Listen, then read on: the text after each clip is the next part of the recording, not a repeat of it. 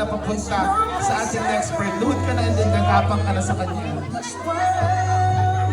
There. And then, mami, labas mo ng iyong mga hinta. And then, ipasok ko na, David. Pulang-pula si Tony.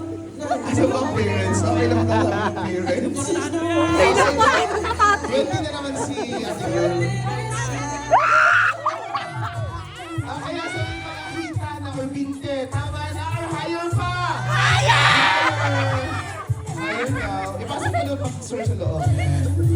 Nasa people, tama na or higher pa? Tama na! Tama na! Nasa mga kita, tama na higher Tama pa? na! Tama na! Higher! Okay na, tayo na tayo.